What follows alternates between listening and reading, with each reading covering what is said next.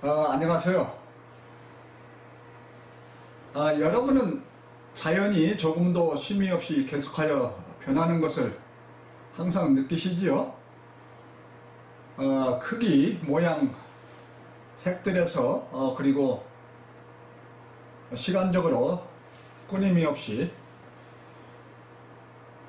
잠깐 눈을 떼었다 돌리면 주위 것들이 움직여 있고 다른 상황으로 바뀌어 있고 잠을 자고 나면 모든 것이 변해 있고 항상 기온은 변하고 바람은 불고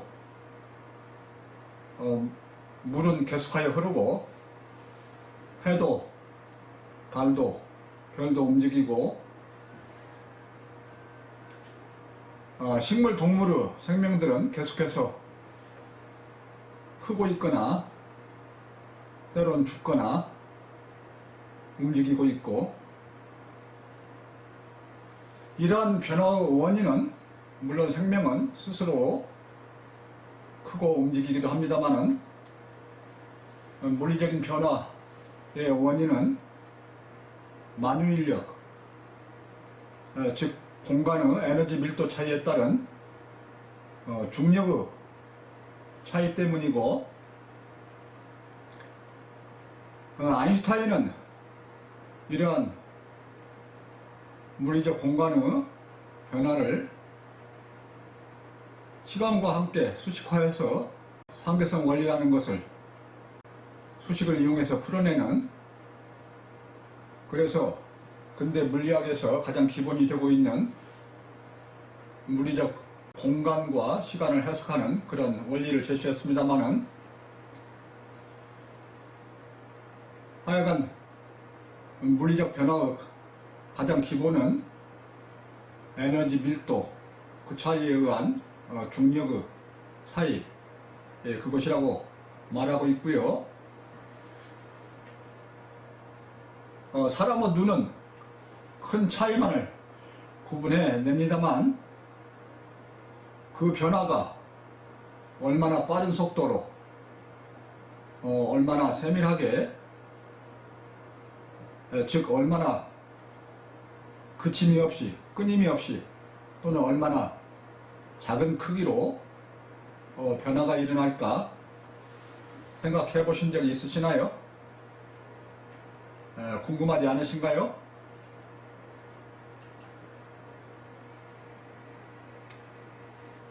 물리학자들은 우주 크기가 10의 27승 미터, 10의 27승이라고 하면은 1하고 동그라미 0이 27개 계속되는 그런 것을 의미하죠.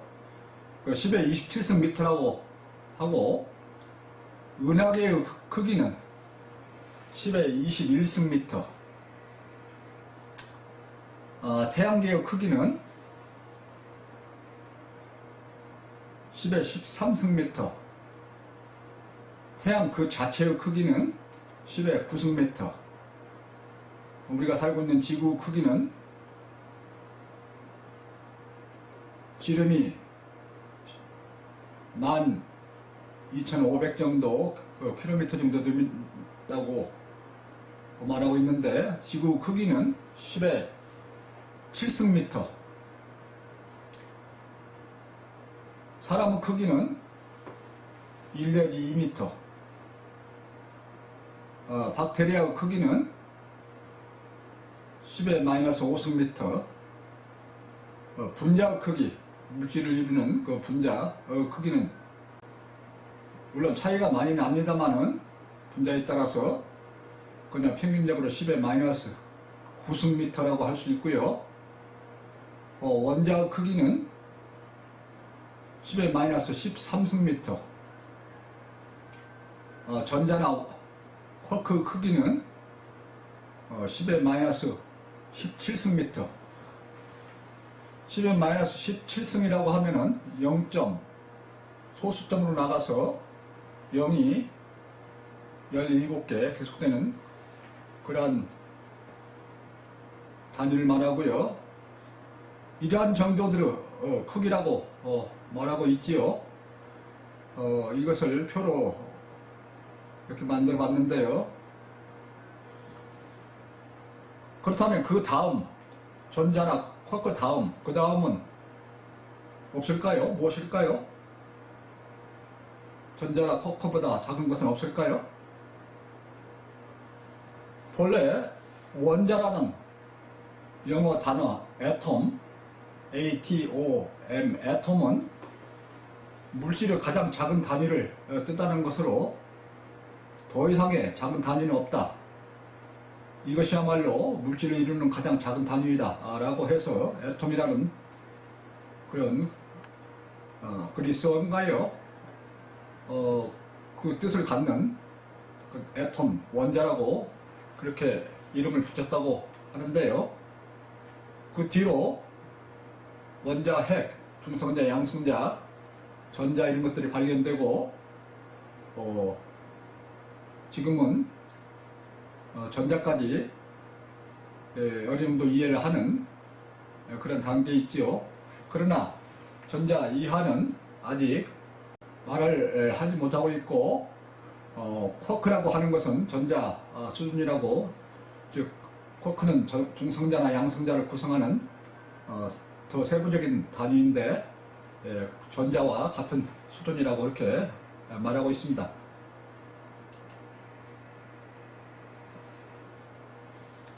여러분은 플랑크 상수, 플랑크 질량, 플랑크 크기, 플랑크 길이, 플랑크 시간이라는 그 플랑크 사람의 이름입니다만 물리학자 이름인데요. 굉장히 천대적인 물리학자죠. 독일의 물리학자인데 그 플랑크라는 사람 이름이 붙은 그 크기, 질량, 길이, 시간 이런 단어가 붙은 플랑크 상수들에 대해서 들어보셨죠? 물론 물리학을 공부한 분이나 과학에 관심이 많으신 분은 여러 번 들어보시는 것은 물론 그 수치와 의미들을 상세히 알고 계시겠지. 저보다 더 상세히 알고 계실 수도 있을 것이고요. 왜 이 세상의 모든 개체들은 완전히 같은 것이 없고 하물며 한 나무 잎들, 바다에 사는 수많은 그 많은 물고기들, 그리고 한 어머니에서 나온 일란성 쌍둥이까지도 완전히 같지는 않고 다를 수밖에 없는지, 저는 한때 공항에 있으면서 수많은 사람들이,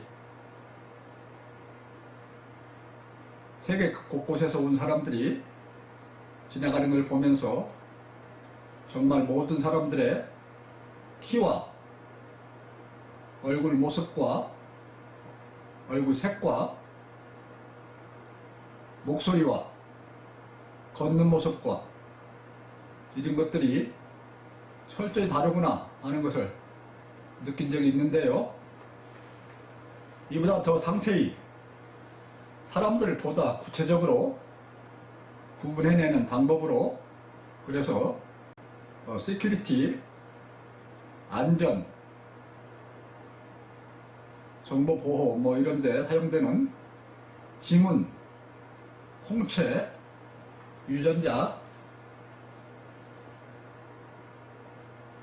이런 것들은 사람들을 최종적으로 구분하는 그러한 것으로서 모든 사람들이 다르다 이렇게 말하고 있지요. 이런 것이 다를 수밖에 없는지 혹시 궁금하시지 않으시나요? 물론 자연에 있는 모든 것들은 에너지로 구성이 되어 있고, 에너지들은 최초의 알갱이를 형성하면서 그것들이 이제 개체들을 형성하게 되는데요. 그 개체들, 그것들은 에너지 밀도가 큰 차이를 보이는 그러한 경계를 위주로 해서 인간이 임의의 시간 동안 임의대로 구분해서 이름을 붙여서 부르고 있다, 이렇게 말할 수 있는데요. 우주의 어느 것도 항시 같은 것은 없을 뿐만 아니라 계속 변하는데, 임의 시간에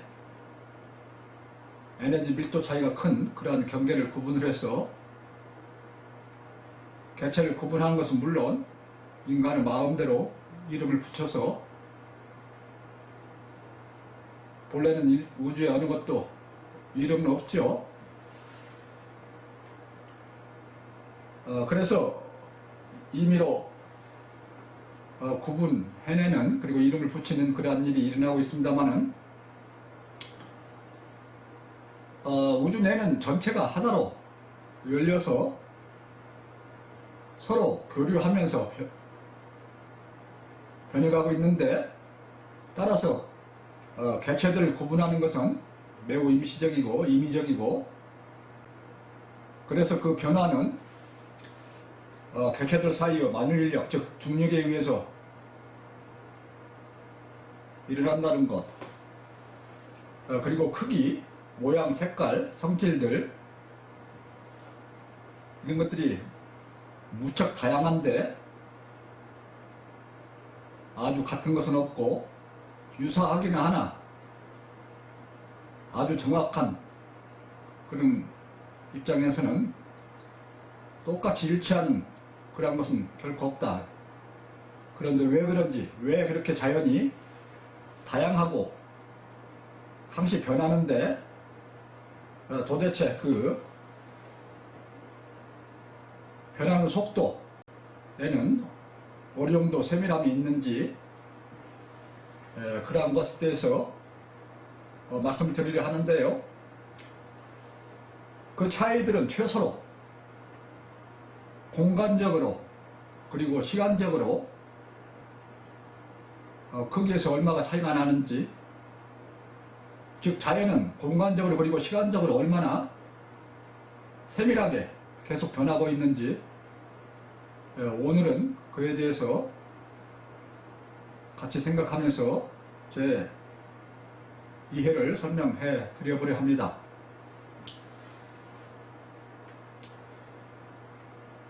물리세계가 에너지로 구성되어 있다. 그리고 그 에너지가 어떻게 해서 최초로 서리면서 물질의 가장 작은 알갱이인 플랑크 크기로 양자화 되는지 입자화 되는지, 그에 대해서는 책의 해설, 책의 2장에서 그 2장이 물리세계 편인데요.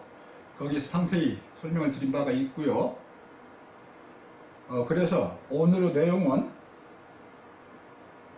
그러한 진자편 5회, 에너지의 양자화로부터 시작되는 물질의 세계와 플랑크 크기가 갖는 철학적, 물리학적 의미라는 부분에서 다뤘던 내용, 그 내용을 다소 중복성 있게 반복해서 다뤄보고자 하는데요. 요즘 계속해서 신 또는 하느님 위주로 다루어 오게 되어서 여러분을 잠시나마 자연으로 관심을 돌려서 여유를 갖도록 해보고자 하는 목적입니다. 그래서 그때와 중복성이 있음을 이해를 해 주시고요. 그래서 즉 이미 해설해 드린 바 있는 책의 2.1장 물리세계의 기반은 에너지이며 물질은 플랑크 크기의 양자화로부터 시작된다. 그 내용은 우주 세계가 어떻게 에너지를 기반으로 해서 형성이 되고, 에너지가 어떻게 최초의 알갱이로 되면서 물질의 세계가 만들어지는지, 즉 에너지가 어떻게 해서 최초 입자로 만들어진 양자가 되는지 제 독창적인 아이디어를 설명을 드렸었고요. 그래서 에너지가 왜 양자화 되어야 하는가, 그리고 그 최소 크기, 그 알갱이 크기는 플랑크 크기가 될 수 있는지, 그러한 설명을 드리면서 그 플랑크 크기의 길이와 시간은 어떻게 주어지는지, 여러분이 이 그림에서 플랑크 길이는 10의 마이너스 35승미터, 플랑크 시간은 10의 마이너스 44승 초라고 그림에서 보시고 계시는데요. 이러한 플랑크 크기를 설명드리면서 동시에 물리학에서 쉽게 설명하지 못했던 입자 파동의 이중성이니 불확정성 원리니 또는 고양이 역설이니 얽힘 현상이니 이런 것들이 물질 세계와 물리 세계, 물리 세계와 이치의 세계의 경계면에서 어떻게 일어날 수 있는지 그런 설명을 드렸었는데요. 이치의 세계는 물론 무형의 논리의 세계이고요. 그 바탕이 되는 모든 물리 세계의 바탕이 되는 세계라고 저는 강조하고 있지요. 그러한 이치의 세계와 물리 세계, 물리 세계는 에너지를 기반으로 하는 세계, 에너지가 바탕이 되는 세계를 물리 세계라고 하고요. 물질의 세계는 물리 세계로부터 다소 구분해서 알갱이가 형성되면서부터 그 알갱이들이 여러 위상과 단계를 거치면서 물체의 객체가 만들어지는 개체로 형성된, 양자와 이후로부터 개체로 형성된 그 세계를 물질의 세계라고 나는 부르고 있는데요. 그래서 이치의 세계와 물리 세계 그리고 물질의 세계, 그 경계면에서 앞에서 잠깐 나열해 드렸던 입자 파동의 이중성, 불확정성 원리, 고양이 역설, 얽힘 현상, 다소 물리학적인 그런 언급들입니다만은 이러한 현상들이 물리학에서도 쉽게 설명할 수 없는 그러한 현상들이 일어나는지 그러한 말씀을 설명을 드렸었는데, 그것 역시 저의 독창적인 아이디어들이었고요. 그래서 물질의 세계가 어떻게 에너지의 최소 알갱이인 플랑크 크기를 기반으로 해서 다단계 구조와 그다음 밀도를 형성하면서 물질의 세계가 형성되는지, 그리고 그 마지막 부분에서 물질의 양자와의 가장 작은 알갱이인 플랑크 크기, 즉 플랑크 크기는 길이에서는 10의 마이너스 35승미터, 시간에서는 10의 마이너스 44승 초이다. 그러면 수치를 강조를 해드리면서 여기서 플랑크 시간은 빛의 속도와 연관이 되어서 계산이 된다는 말씀 드렸고요. 이 플랑크 크기들은 물질에 있어서 가장 작은 단위가 될 뿐만 아니라 물리적 공간의 변화가 일어날 수 있는 최소 단위의 길이와 시간이 된다. 이 길이 또는 시간 이하에서는 얽힘과 불확정으로 나타난다. 이로써 물질 세계는 측정 과정에서 본질로 오차와 불확실성을 포함할 수밖에 없게 된다. 그런 설명을 드렸었는데요. 다시 말씀드려서 최초 알갱이가 어느 장소에서 어느 때 일어날 수 있는지, 그것은 인간이 도저히 예측할 수가 없는 것이고요. 따라서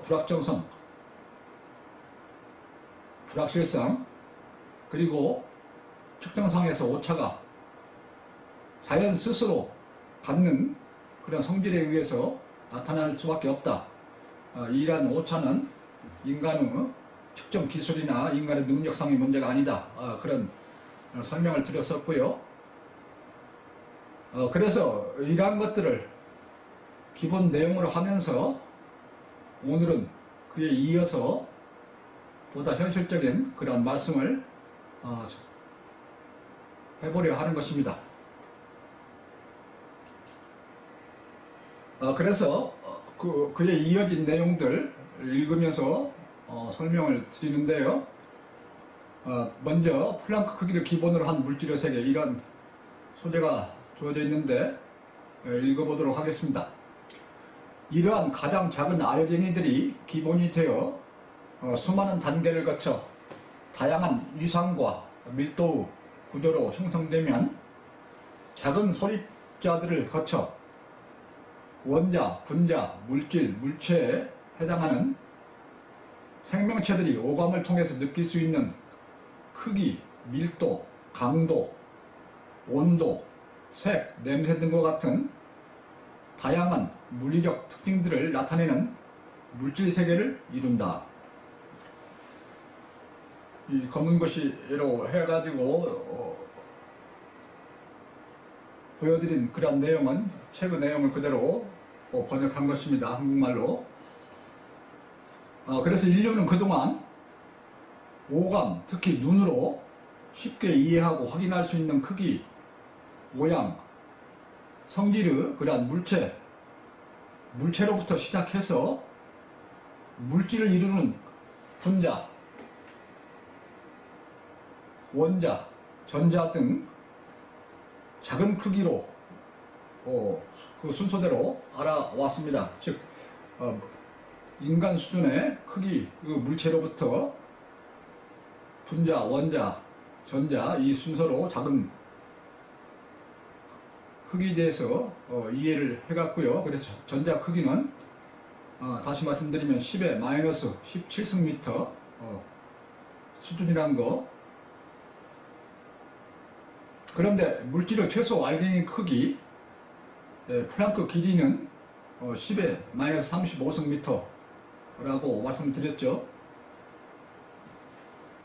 그래서 전자와 그런 플랑크 크기, 물질에서 가장 최소 단위, 가장 작은 알갱이 그 크기라고 말할 수 있는 플랑크 크기까지는 굉장한 차이가 있죠. 10에 18승 정도의 차이가 있는데요.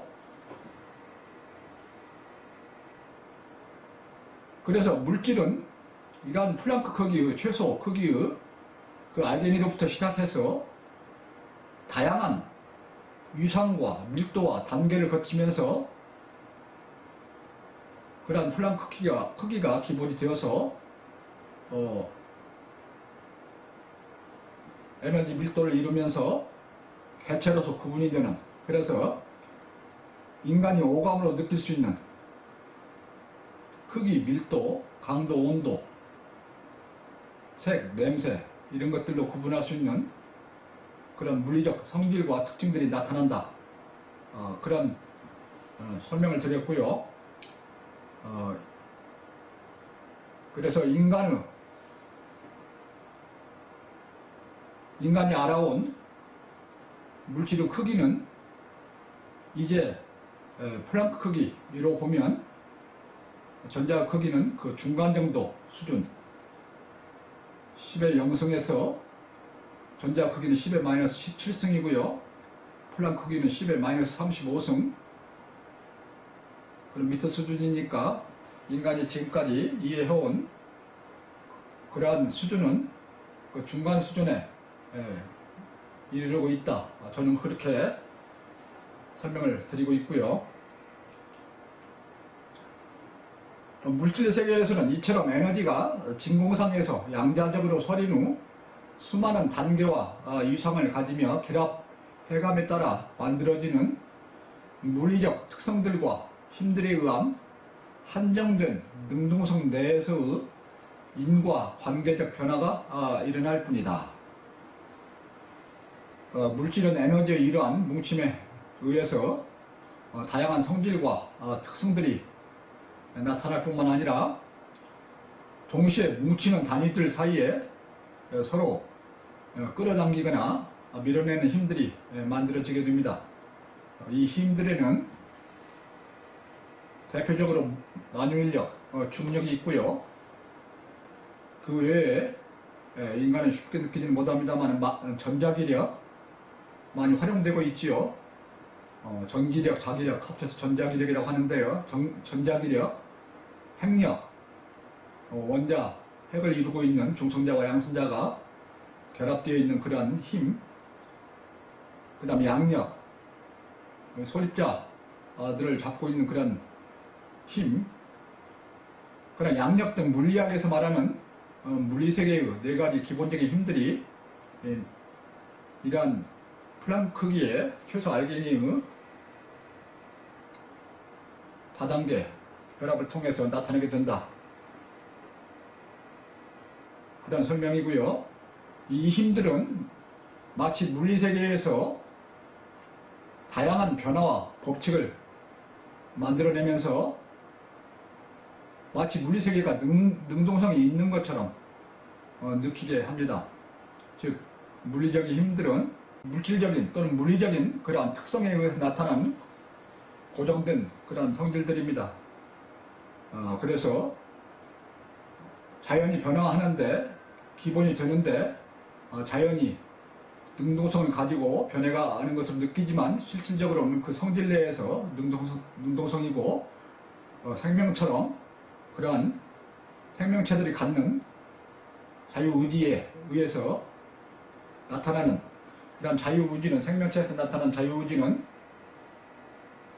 안과 즉 얼마나 큰 진리를 이치를 아는가 하는 것과 관련이 되는데 많은 것을 알수록 능동성이 커지죠. 그래서 생명체들이 갖는 능동성에 비해서 매우 한정된 그런 능동성일 뿐이다. 즉 물리세계가 갖는 능동성, 그것은 스스로 변하는 것 같지만 주어진 성질들 또는 힘, 그것이 기본이 되는 그 자체 내에서 변화가 일어나는 그런 능동성일 뿐이다. 매우 한정된 능동성. 저는 그래서 차라리 수동성이다 이렇게 표현하는데요. 물리세계는 수동성을 갖는다 이렇게 표현하는데 그래서 이에 대해서는 책 4장 생명편에서 순수 물질이 생명체가 갖는 능동성과 그 수준에서 크게 차이가 난다 하는 그런 점을 강조해서 설명을 드렸었지요. 그건 별도로 참고하시고요. 다음 소델에서 양자화가 갖는 의미 이렇게 되어 있는데 에너지가 플랑크 크기로 양자화되면 물리세계가 불연속을 이루면서 물질의 세계를 이루며 이러한 물질의 세계는 끊임없이 변화가 일어나는 불완전한 세계임을 의미한다. 물질의 세계는 공간적으로 는 플랑크 길이를 시간적으로는 플랑크 시간을 가장 작은 단위로 하여서 변해간다고 설명을 드리고 있고요. 다시 말해서 물질의 세계는 양자화로 인해서 불연속적인 영어로 하면은 discontinuous 또는 discrete 하다고 표현할 수 있는데 이 물질의 세계는 양자화를 통해서 불연속 그런 특성을 갖는데 그래서 이러한 불연속적인 그러한 변화가 일어난다. 그런데 시간적으로는 플랑크 시간, 공간적 또는 크기, 길이 면에서는 플랑크 길이가 관련이 되어 있다. 그 크기가 인간의 입장에서는 매우 작아서 시간 공간적으로 조금 더 끊임이 없이 철저히 연속적으로 일어나는 것처럼 보이지만 실제적으로는 불연속적으로 일어난다. 즉 플랑크 크기를, 플랑크 길이와 플랑크 시간을 단위로 해서 불연속적으로 일어나는데, 이것은 물질의 세계가 완전하지 않다, 불완전하다 하는 것을 의미하게 되고, 따라서 그러한 불완전성이 물리세계의 변화의 근본이 된다, 그렇게 설명을 저는 드리고 있습니다. 그래서 물리세계가 유한하면서 불완전하다, 유한하기 때문에 불완전하다 하는 내용, 저는 저의 큰 진리로 여러 번 수시로 강조하고 있지요. 물리세계는 유한하기 때문에 불완전하고, 불완전하기 때문에 항상 변한다. 그래서 항상 변하기 때문에 임시적이다. 또한 임시적이기 때문에 삶과 죽음이 있고 없음이 나타나게 된다. 그리고 그 내부에서는 주관성과 상대성이 나타난다 하는 설명을 추가적으로 드리고 있는데요. 이 양자화가 물질의 세계의 불연속성을 나타내고, 그것은 물질 세계가 알갱이를 기본으로 해서, 플랑크 크기의 알갱이를 기본으로 해서 변하는데, 변하는 원인이 될 뿐만 아니라 불완전한, 완전하지 못한 그런 특성을 갖게 된다. 그래서 변화가 일어난다. 그런 철학적인 해석을 하고 있고요. 플랑크 길이와 플랑크 시간은 물질의 세계가 가질 수 있는 가장 짧은 길이와 가장 짧은 시간으로서, 이들은 물질이 존재하고 변화해갈 수 있는 최소 단위, 그리고 인간이 관측 또는 측정해낼 수 있는 최종적인 물리적 정밀도가 된다.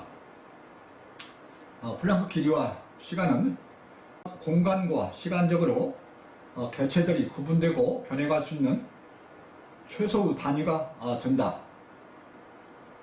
물론 양자화된 물질이 다시 플랑크 크기로, 그 이하로, 플랑크 크기 이하로 되면서 에너지로 변해서 사라질 수도 있겠죠. 그래서 이러한 플랑크 길이와 플랑크 시간이 물질 세계의 가장 기본이 되면서 변화의 가장 기본이 되는 단위가 된다. 그러면서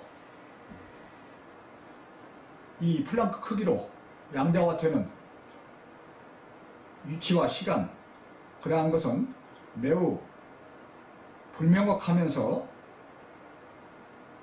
존재와 비존재, 위치와 시간, 그러한 것들을 불명확하게 해주는 그러한 현상으로 나타난다. 그래서 물리학에서 소위 말하는 고양이 역설이라고 하는 죽었느냐 살았느냐를 뚜껑을 열어봐야 한다, 그러기 전에 모른다 하는 것이 고양이 역설인데요. 자세한 설명은 다른 데서 하고 있고요. 그래서 고양이 역설이니 앞에서 말씀드린 입자 파동, 이중성이니 얽힘 현상이니 이러한 것들이 물리세계와 물질세계 그 경계면에서 일어난다는 그런 설명을 드리고 있고요.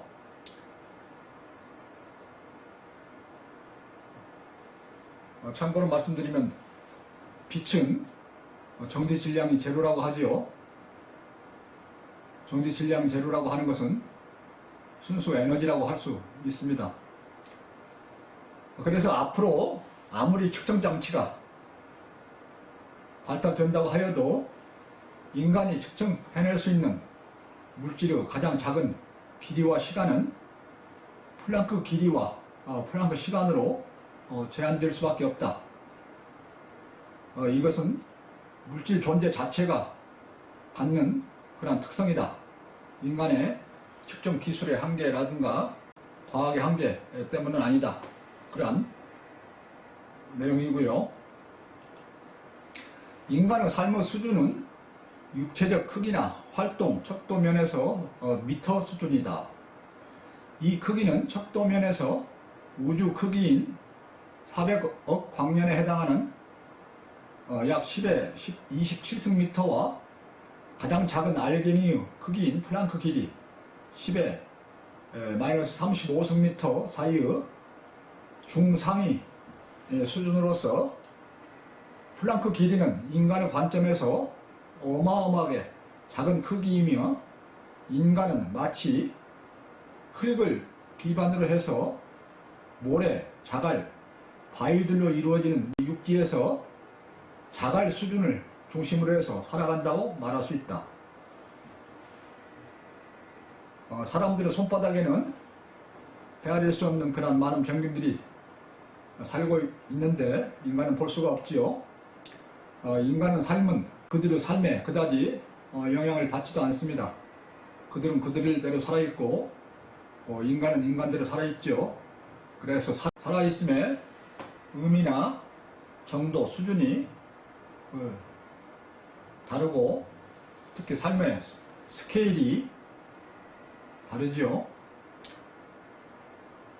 다른 예로 인간의 뱃속에는 수많은 기생충들이 살고 있고, 그 기생충에는 다시 수많은 대장균이 살고 있을 수 있다. 그래서 살아있다는 개념은 단지 매우 임의적으로 구분되는 그러한 개체의 입장이다. 더욱이 영장류는 물리적 한계를 넘어 정신적인 삶을 영위하고 있기에 그것을 고려해서 생명들을 구분하는 것이 필요하다. 그런 강조를 드려보고 있고요. 무엇을 생명이라고 하는지에 대해서는 제가 4장 생명편에서 별도로 다루고 있는데 관련된 영상물들을 참조하시고요. 따라서 플랑크 길이나 플랑크 시간에 가까운 영역에서 일어나는 변화는 인간 관점에서 보면 무한소에 가까운 세밀한 차이와 변화가 될 수 있다. 다시 말해 어느 일순간도 조금도 변하지 않는 것이 없으며, 공간상에서 구분되는 개체들에 있어서 정확히 같은 것은 불가능에 가깝다는 것을 알 수 있다. 인간의 인식 수준이 매우 거칠어서 개체들을 구분해 말하는 것이 큰 밀도, 에너지 밀도 차이를 경계로 해서 임의적으로 일어난다 하는 것은 계속해서 말씀드리고 있고요. 그리고 앞으로 아무리 물질의 세계를 정확히 관찰을 하려 해도 플랑크 길이와 플랑크 시간 이하에 대해서는 관찰할 수 없다 하는 것도 반복해서 강조를 드리고 있는데, 그러한 플랑크 길이와 플랑크 기간은 한정은 되어 있는데 인간의 입장에서 보면은 너무도 작은 그런 수준이어서 자연의 변화가 또는 물질의 변화가 조금도 쉼이 없이 끊임이 없이 변해간다. 그러나 그 개체들 사이에는 차이가 있고 다양성이 있다. 동시에 그러한 성질들이 나타난다는 것을 설명을 드리고 있고요. 인간은 지금까지 미터와 초의 시 공간적 수준을 기준으로 해서 한편은 물체, 건물, 산, 육지, 지구, 태양계, 은하계를 거쳐서 거시의 우주로, 그리고 다른 한편은 물체, 물질, 분자, 원자, 원자핵, 중성자, 양성자, 전자, 쿼크 등 미시세계로, 앞으로 경우를 위해서는 망원경을, 후자의 경우를 위해서는 현미경을 이용하며 탐구해왔다. 여러분들이 쉽게 짐작하실 수 있는 내용이죠. 아시다시피 인간이 기준이 되는 인간 크기인 미터의 수준에서 작은 것의 방향으로는 현미경을 통해서, 그리고 멀리 있는 큰 것의 방향으로는 망원경을 통해서 이해하면서 또한 확인해 왔습니다.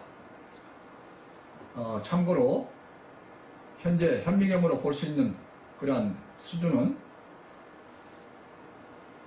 원자핵을 어렴풋이 구름처럼 볼 수 있고, 전자나 쿼크 레벨은 현미경으로도 볼 수 없고요. 그리고 망원경으로 볼 수 있는 거리는 그 빛이나 우주로부터 오는 빛이나 전자파를 받아서 해석하는 그런 기술 수준에 해당한다고 말할 수 있는데 아직은 그 우주 끝을 볼 수는 없고요. 참고로 말씀드리면 물리학에서는 사건 지평선이라는 말을 쓰고 있는데 이벤트 호라이즌이란 용어를 하는데요. 결코 볼 수 없는 우주 부분이 있다. 즉 빛이 우리에게 도달되지 않고 계속 멀어져만 가는 그런 영역은 인간의 입장에서는 언제든 결코 볼 수 없는 그런 영역이 될 수 있다. 그런 설명도 드릴 수 있고요. 원자의 크기는 10의 마이너스 14승미터, 전자의 크기는 10의 마이너스 17승미터 수준으로 10의 마이너스 35승미터 플랑크 길이에 비교할 때 인간은 지금까지도 중간 수준의 미세 세계의 관찰에 성공하고 있다고 할 수 있다. 앞에서 설명을 드리고 있는 내용인데요. 다시 반복되고 있고 정리를 해드리고 있고요. 물리세계가 이처럼 양자적이며 불연속성을 띠는 것은 전혀 크기를 갖지 않는 굳이 길이로 표시하면 제로에 해당하는 그런 무형의 이치가 물리세계의 어느 곳에나 스며들어 존재하게 하는, 즉 신을 이루는 내용에 해당하는 이치가 시간에 관련이 없이 물리세계의 어디에나 나타나게 하는 결과를 낳게 한다. 이치와 진리는 무형에 해당해서 길이로 보면은, 물리적인 길이로 보면 제로라고 할 수 있죠. 크기가. 그래서 크기 제로인 이치와 진리들은 듬성듬성한 그런 물질의 세계, 물질들 사이를 걸림이 없이, 거침이 없이 통과하면서 어디에나 존재한다. 그것을 인식하는 인간의 입장에서는 생각할 때 무한속도 또는 즉시 나타나는, 그래서 이치와 진리는 물리세계에 언제 어디에나 있다. 생각하는 사람에 따라서 언제 어디에나 나타난다. 그런 설명을 드려오고 있고요. 언제 어디에나 나타나는 그런 개념은 인간의 입장에서는 생각할 때 나타나는 것으로 인식이 되는데, 그것은 인간의 생각하는 그런 제한성, 생각하는 그런 성질에 의해서 나타날 뿐이지, 실질적으로는 이치와 진리는 크기 제로인 그런 무형으로서 언제 어디에나 항상 있다. 즉 물리적인 시공간을 차지하지 않는다. 점유하지 않는다. 이렇게 말할 수 있고요. 매우 깊은 철학적 개념이니 잘 이해를 해 주시고요. 이는 마치 바닷물 속에 스펀지를 넣었을 때 성긴 스펀지 구멍들 사이로 항시 물이 들락날락 하는 것이나 여름에 입는 삼베옷의 성긴 틈들로 상시 바람이 들락날락 하는 현상에 비유할 수 있을 것이다. 일상생활에 있을 수 있는 그런 사례로 비유를 하고 있는데요. 양자역학에서 말하는 얽힘 현상, 그런 얽힘 현상은 잠깐 간단하게 설명드리면, 물리세계 내에서 어떠한 물질이나 정보나 신호도 빛속도 이상 진행할 수 없는데, 양자역학에 들어가서 그 소립자들 사이에 보면은 떨어져 있는 소립자들 사이에 하나가 변하면은 아주 즉시 동시에 다른 편이 변하는 그러한 현상이 일어나는데, 비속도 이상으로 무엇이 전달되든가 서로 얽혀있는 그러한 현상들처럼 느껴져서 뭔가 얽혀있다, 이렇게 표현합니다. 인탱글먼트라고 영어로 하는데요. 구체적인 건 다른 곳에서 상세히 설명을 드리고 있고요. 그러한 얽힘 현상이 일어나는 것은 이러한 물질 세계와 이치의 세계 경계, 그런 경계에서 일어나는 현상이다. 그래서 이치와 진리가 언제 어디에나 존재하는 그러한 개념을 이해해야 양자역학에서 말하는 얽힘 현상을 쉽게 이해할 수 있다. 그런 강조를 드린 바가 있고요. 그래서 작년에 노벨 물리학상을 받은 영국의 수학자이자 물리학자, 옥스퍼드대 교수인데요. 지금도 하고 있는지는 제가 최근에 확인을 못했습니다만은, 펜 로즈는 수학을 더욱 기반으로 하고 물리세계를 이해하기 때문에 상당히 깊은 철학을 가지는 그런 물리학자로 저는 생각을 하고 있는데요. 그 펜 로즈는 양자역학에서 나타나는 그러한 현상들을 말하면서 또 오감 중심으로 살아가는 인간의 거시세계, 그리고 양자역학에서 많이 이해가 되는 양자와 상태의 그 미시세계, 그것을 동시에 언급하면서 인간의 삶을 사람과 물고기의 그런 모양을 동시에 갖는 인어, 몸통은 사람이고 꼬리는 물고기인 그런 인어 모습에 비유한 적이 있습니다. 즉, 꼬리는 물속에서 살고 몸통은 육지에서 사는 그런 인어 모습으로 거시세계와 미시세계를 비유한 적이 있는데, 여러분은 이 의미를 한 번 더 생각해 보시고요. 즉, 물질세계의 불연속적인 불완 현상은 이치와 신의 세계가 물질세계 어느 곳에나 항시 나타나게 하는, 굳이 속도로 표현하면 빛속도를 넘어 무한속도로 전달되는 결과를 낳게 하고, 인간이 물질세계와 신의 세계의 경계면에서 양자화된 틈을 이용해서 신의 세계를 들여다볼 수 있게 하는 그러한 방법으로 설명할 수가 있다. 이치나 진리 또는 이를 내용으로 하는 존재를 저는 신이라고 부르는 걸 몇 번 강조를 해오고 있고요. 제가 말하는 신은 지금까지 인류가 말한, 어떤 종교에서도 말한, 어느 개인이 말한 그러한 신도 아니다. 그 수차 강조를 해드리고 있고요. 신이 물질세계의 언제 어디에나 존재하고 나타날 수 있는 그런 개념, 이치가 또는 진리가 물리세계 언제 어디에나 나타나는 개념과 연관지어서, 그래서 이치와 진리가 신의 내용이라고 하면서 설명을 드리고 있죠. 물론 인간이 깨닫는 이치나 진리가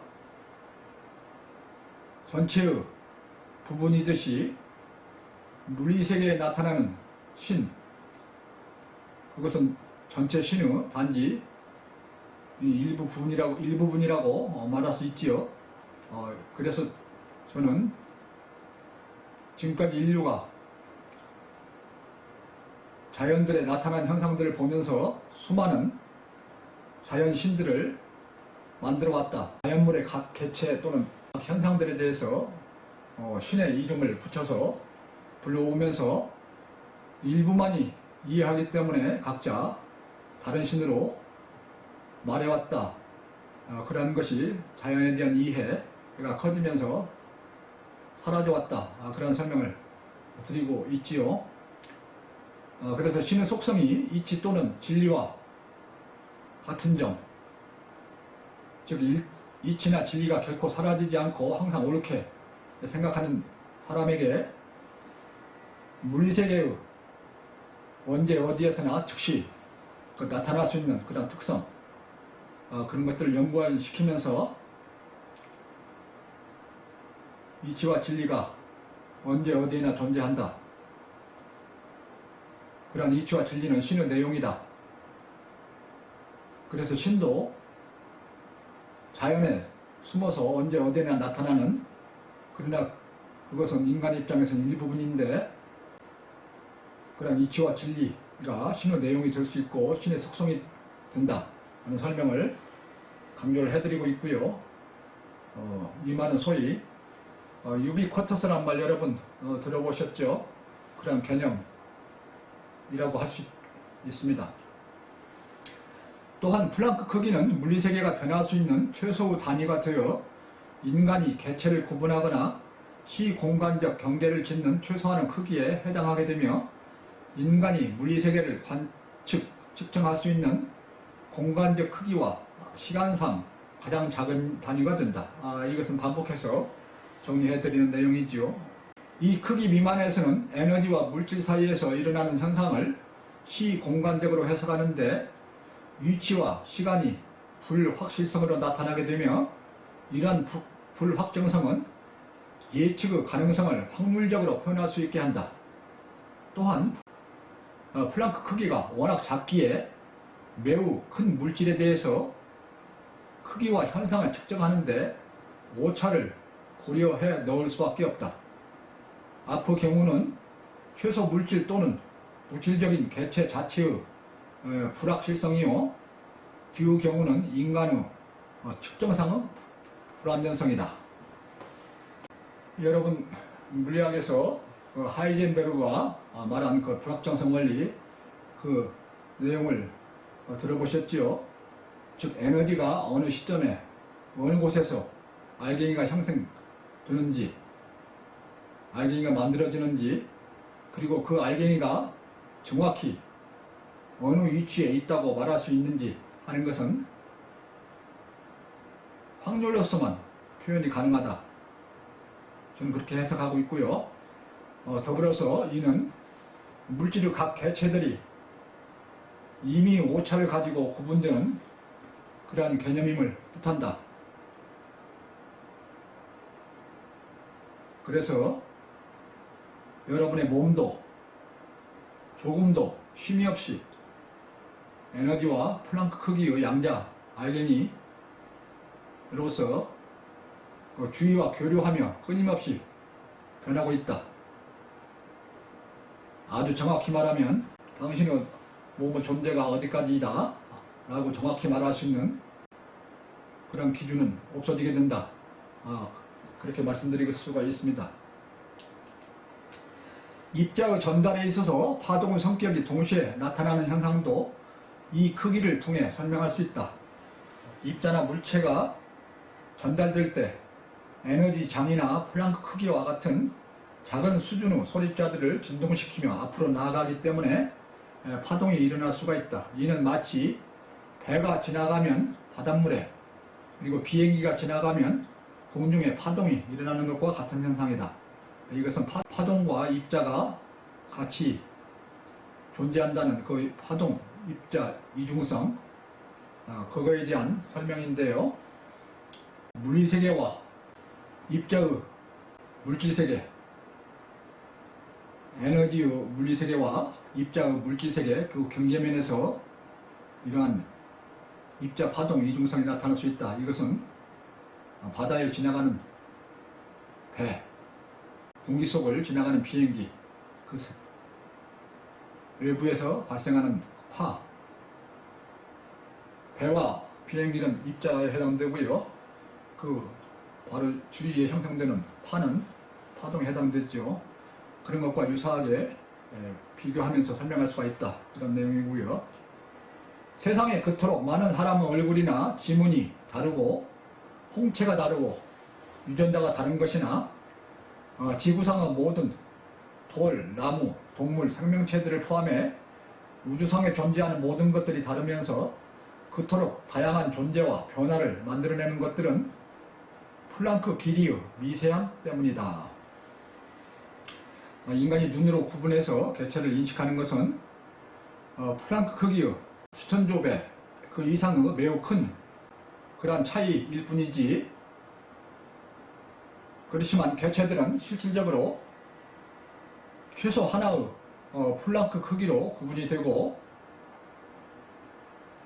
이 크기는 매우 작으므로 각 개체들이 그토록 다양하게 존재할 수 있다. 그리고 플랑크 길이는 유한하지만 엄청 작으므로 자연이 그침이 없이 연속적으로 변하는 것으로 느낄 수 있다. 그러나 불연속적으로 변화가 일어난다. 그런 내용이고요. 이처럼 플랑크 길이와 시간의 미세함은 자연과 물리세계가 실질적으로는 유한하나 무한한 다양성과 경우의 수로 존재하고 변화해 가도록 해주며 인간의 삶에서도 무수하게 다른 생각과 행위와 생활 방식들이 존재하게 하면서 큰 자유도를 갖게 한다. 즉 물질세계의 변화는 세밀한 정도에서 플랑크 길이와 시간으로 일어난다. 이는 물질세계가 그토록 다양하며 끊임없이 연속적으로 변하는 것으로 인식하게 해준다. 그리고 이에 따라서 인간의 생각이나 삶도 그처럼 다양할 수 있다. 이런 설명이고요. 동시에 인간의 삶은 이 우주상에서 스케일, 즉 수준 면에서 중상위 수준이다. 그런 설명을 앞에 드렸죠. 육지에서 흙과 모래와 자갈과 바위가 있다고 하면은 인간은 자갈 수준에서 살고 있는 그런 존재이다 라는 말씀을 예로서 드렸었고요. 이상으로 해서 오늘의 내용을 마치는데요. 오늘은 다시 말씀드립니다만은 신을 위주로 해서 지금 진자평 해설을 해드리고 있는데 너무 신 위주로 하면 따분하기도 하고 어렵기도 하고 그래서 우리 세계로 돌아와서 신과 관련시키면서